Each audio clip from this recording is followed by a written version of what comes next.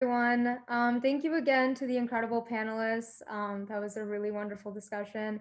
We're now going to move into kind of the fundraiser part of this conference. And Nugi is currently holding a fundraiser for Black Women's Health Imperative, which is an incredible organization that was a beneficiary for our earlier fundraiser last summer, Black Health Matters. And I'm going to send the link to donate to the organization in the chat. And if you're able to, please feel free to donate. And just to speak more about what the organization does, we've invited Zsanai Epps to come and talk, and she's a program director for My Sister's Keeper, which is one of the incredible programs that Black Women's Health Imperative runs. And we've hosted Zsanai as a speaker multiple times in the past. She's so amazing.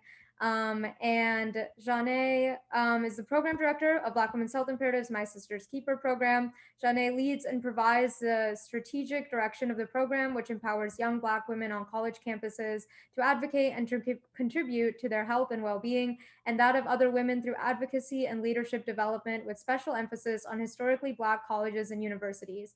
Zsanai has also supported Black Women's Health Imperative's partnership with the American College of Preventative Medicine and the American Medical Association to develop new approaches to addressing prediabetes in populations at high risk for developing diabetes, including Black and Hispanic women, with a focus on social determinants of health. As a result of her work with CYL2, Zsanai is now working to tailor the distance learning program curriculum for a younger audience, ages 18 to 30. And through the My Sister's Keeper program, she holds both a Bachelor of Science in Health Education and a Master of Public Health degree from Morgan State University. She is a certified health education specialist and BWHI lifestyle change coach. Hi, Zsanai. Hi, Ramia. Can you see me? Oh, there you go. Yep. So I will share your slides now. Okay. Go ahead. One second.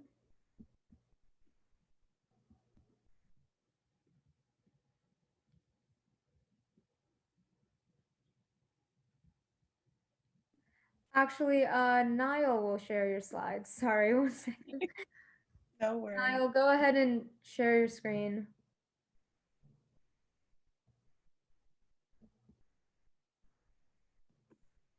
Or go ahead and Hey, so if you want to go, my screen's already being shared. It's the one for the conference, so you can just keep on talking, and then if you want the slide to go through, just say next slide, and I'll take care of the rest. Perfect. Okay, go to the next slide now. Okay, perfect. Oh, next slide. Okay. Thank you again, Ramia, for inviting me to speak about the Black Women's Health Imperative. I'm so excited about the conference that you all are having and excited to be a part of it again. As Ramia said, my name is Zsanai Epps, and I'm the program director for My Sister's Keeper. I came to Black Women's Health Imperative as an intern when I was an undergraduate student, and then came back as a graduate student. I was working on my master's and have since been working with Black Women's Health Imperative full-time since 2017. Next slide, please. So the Black Women's Health Imperative, affectionately known as BWHI, was established by our founder, Billy Avery, on the campus of Spelman College in 1983.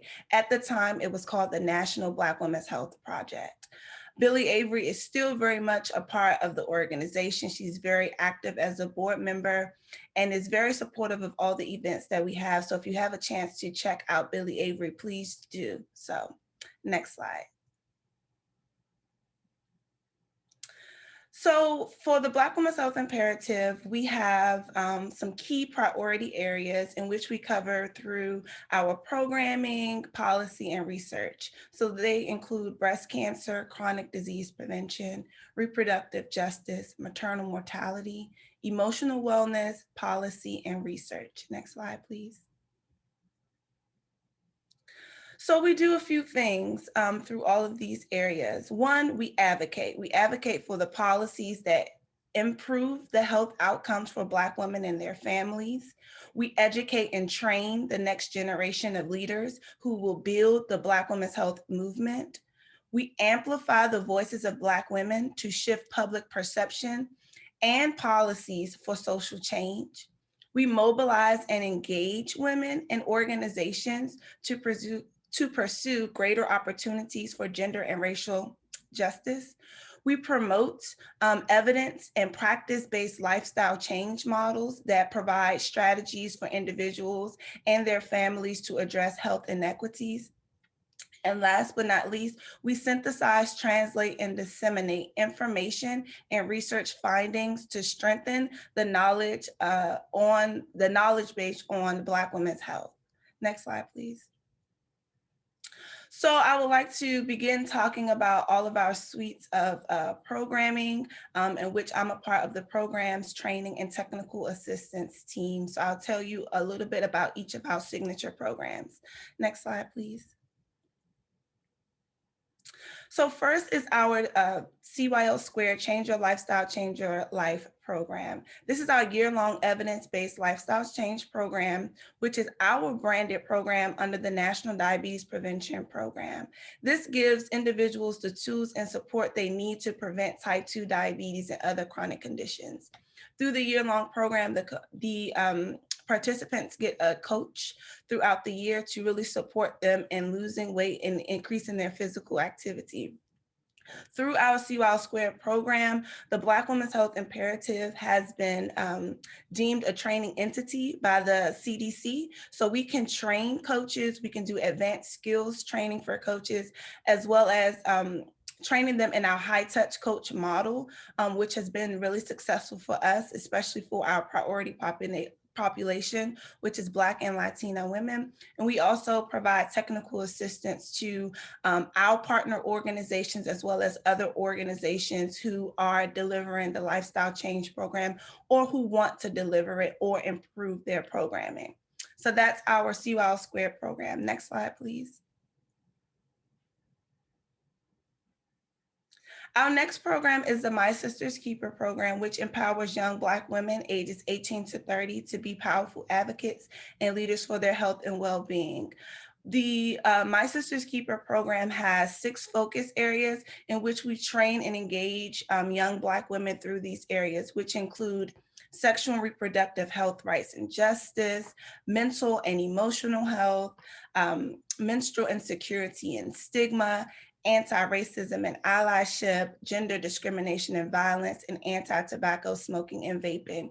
Right now, the My Sister's Keeper program is currently, and our members are currently going through our MSK Academy, which is our learning hub to train young Black women through the MSK program in those 6 focus areas. So super excited about all the interest that we've received for that, and just really look forward to empowering the next generation of Black women's health leaders.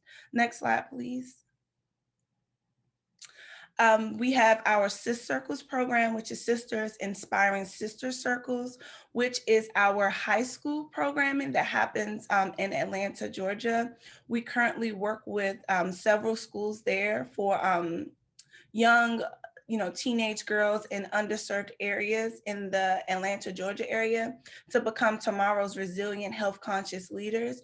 These, the Sis Circle girls get a chance to get an intergenerational mentorship model in which they are mentored by professional women who may have been retired in the field, college students, especially those throughout the MSK program, as well as other folks who just want to pour into them and to assist them. We do that by exposing them to different career fields because everyone may not want to go to college. So really just supporting these young ladies to become the next generation of leaders, especially where they are now. So that's our Sis Circles program. Next slide, please.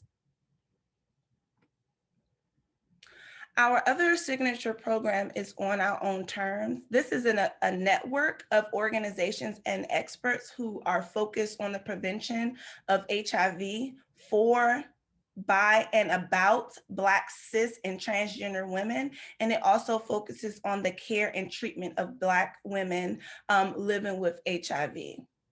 Next slide, please.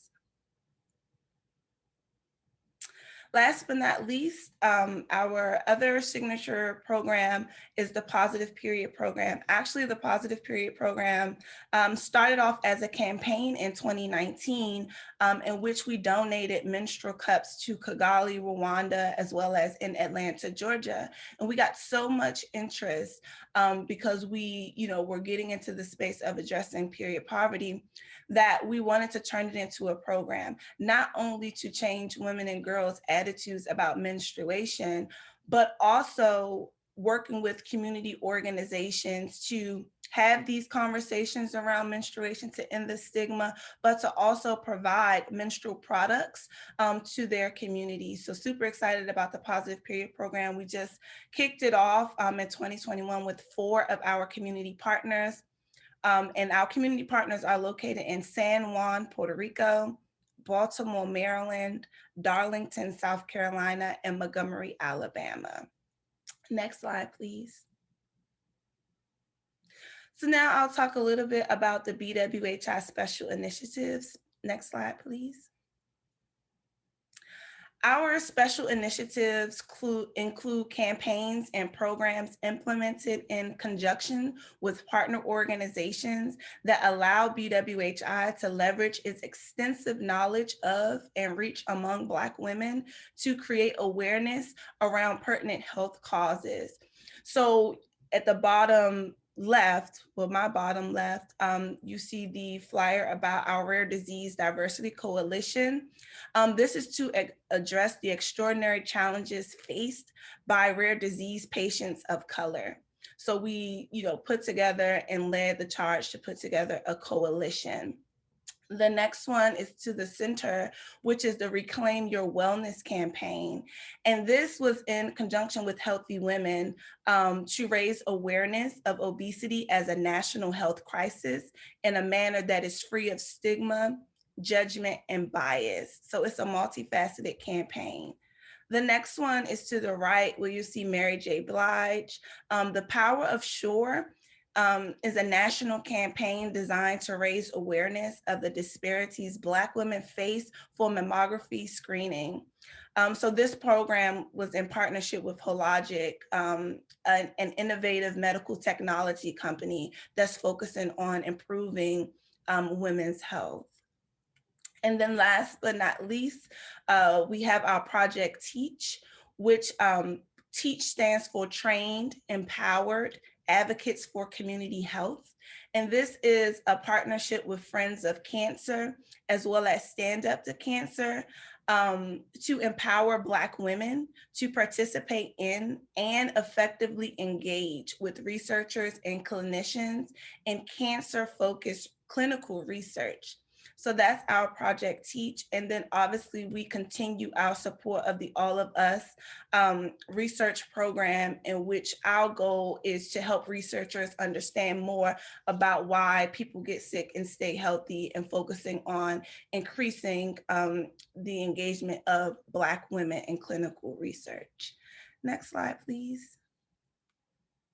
So I'll talk a little bit about BWHI's policy development. Next slide. Thank you. So the Black Women's Health Imperative have several policy priorities. These include access to quality, affordable, and innovative approaches to provide comprehensive health care for Black women and girls, sufficient diversity in clinical research, sustained financial support for HBCUs, and equitable and adequate responses for public health emergencies.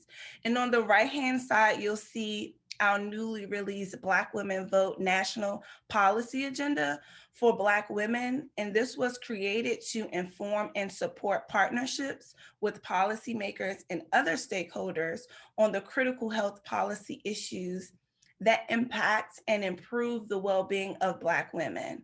This agenda also provides an opportunity for voters to engage in substantive policy discussions, particularly around key health policy issues impacting Black women and girls, and to seek meaningful solutions.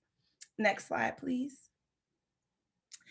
And then I'll just end it by talking about some of the Black Women's Health Imperative publications that you can go to the website and download now to read more about. So I'll just give a snippet of each one. Next slide, please. Thank you. These are some of our publications, like I said, that are available on our website. The newly released is our Surviving and Thriving COVID-19 Pandemic Survival Guide for Black women and their families. And this is to equip Black women to protect themselves, their families, and their communities. And the survival guide actually tells the story of how the COVID-19 pandemic is affecting us, Black women, and empowers us to take action that keeps us healthy, safe, and resilient. So please check out our newly released survival guide. We also have the Black Women's Vote Policy Agenda down on the website for download, as well as our HIV and AIDS Policy Agenda for Black women, which covers several vital issues, which include prevention of future HIV infections and identifying research priorities, access to comprehensive treatment for all Black women living with HIV, and the provision of essential support beyond medical treatment that improve the emotional and physical well-being of Black women who are living with HIV. We also have Index Us, which was the first health index based on healthy Black women. And then last but not least is our Water Health and Equity publication, which focuses on the infrastructure crisis facing low-income communities and communities of color and how to solve it. Next slide, please. So thank you all for listening to what all Black Women's Health Imperative has to offer and what we've been doing for the last 38 years. Again, my name is Zsanai Epps. I'm the program director for the My Sister's Keeper program here at Black Women's Health Imperative.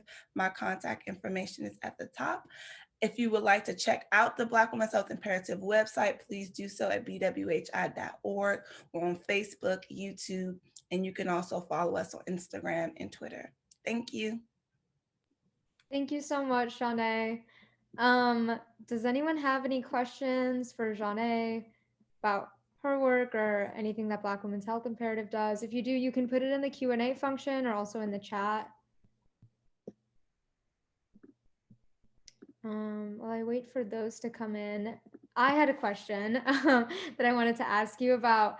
I guess what's one of the biggest ways that you've seen COVID impact the way that Black Women's Health Imperative is able to carry out their programs? And what are some examples of like programs that were meant to be in person that had to be switched to be virtual? So thank you for that question, Ramia. So everything we did was in person, right? From C.A.R.E, Squares, Sis Circles, MSK, these were all in-person programs. And, you know, we had to make the shift. And fortunately for us, we were already on the brink of that shift before COVID happened. So we developed the Black Women's Health Imperative app, in which you can download at the Apple Store and Google Play. And the BWHI hosts all of the Black Women's Health Imperative signature programs. We knew that it was going to be hard to get folks in person because of the restrictions, and we still wanted to connect with Black women all over the country. And so using our BWHI app, we get to still reach Black women at the palm of their hand and really engage with them. I know Zoom fatigue is so real, and everyone's so tired of looking at their screen, getting on another Zoom. And so we've really just focused on creating programming and events that really reflect our times, that continuously support Black women during this time, and just, you know, create programming that's supportive and a space that Black women can come to get the necessary information that they need. And all of our programs do that. So I'm so excited about the BWHI app and how we get to reach more folks through technology. Thank you for that answer. I think we have time for a couple more questions. So how do you not only increase participation in BWHI, but sustain it, specifically for your high school programs?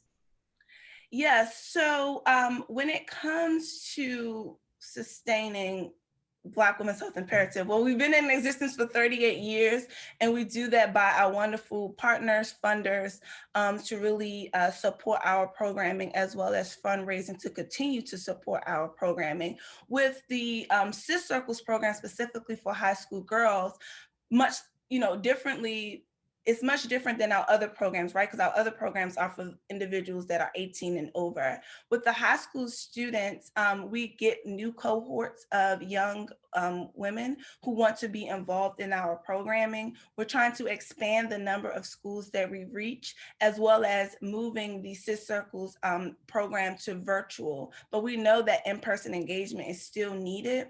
So just trying to meet the young women where they are. So we just try to increase participation by not only marketing our program, but then also sharing the great work that these young ladies are doing and participating in, and just letting folks know that they can pour into them with their time and their money. Thank you. Can you share more about your mentoring program and how you're training aspiring Black women in the health professions? So the mentoring program is CIS Circles, which the mentors are completely volunteers. And they donate their time to really work with these young ladies and expose them to their career fields, and just share about the work that they're doing. When it comes to the MSK Academy, so training young Black women to be advocates of their health, the way that we do that is obviously exposing them to what it means for Black women in each of these areas, but then also giving them the tools that they need. So the advocacy tools, whether it's self advocating for yourself or advocating for policies that benefit Black women. Storytelling, being able to share your story, and being able to be supportive of other young Black women in this space. So we are constantly building out what our MSK Academy will do. But for the most part, we are giving these young Black women the tools that they need to be successful, to not only continue to advocate for the health and wellness of other Black women, but also for themselves. Thank you. Thank you so much for your time, since an attendee. I was wondering if you could speak more about the successes of policy development and reform with BWHI.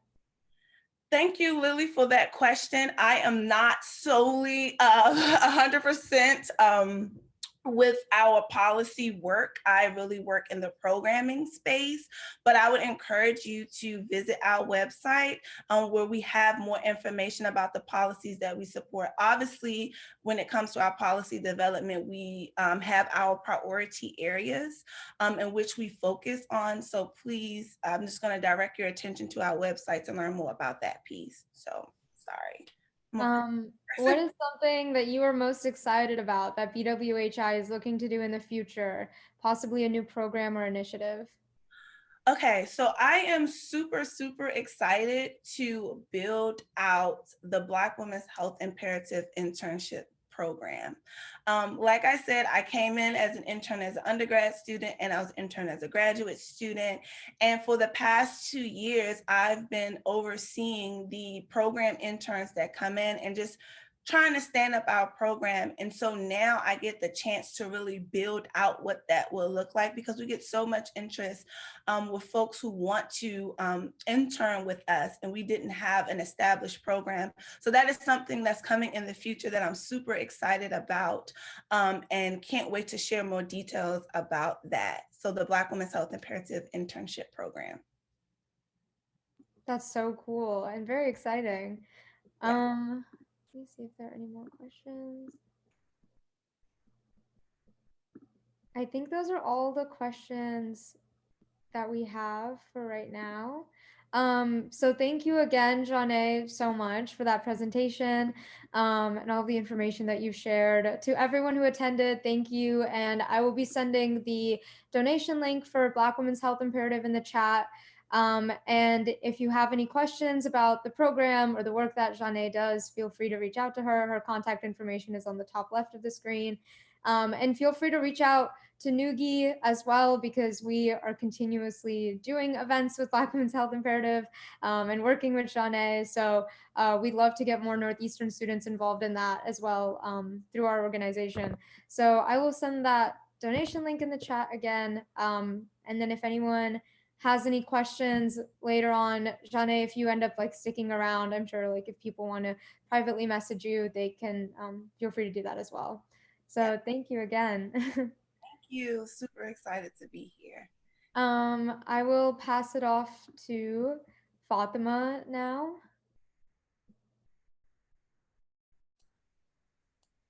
Thank you, Ramya. Sorry, can everyone see me? Yeah, I can see you. Okay, awesome. So thank you so much, Zsanai. We really appreciated all of that conversation and learning about Black Women's Health Imperative. Again, we've been hosting a week-long fundraiser and we'll continue to raise money for this extremely, extremely important cause. So we did finish a little early than anticipated, but we will be moving on to our next portion of the conference, which will be an interview with Dr. Loksu on dismantling anti-Asian American xenophobia. And this will we will get started in just a few minutes. So just hang tight. Thank you.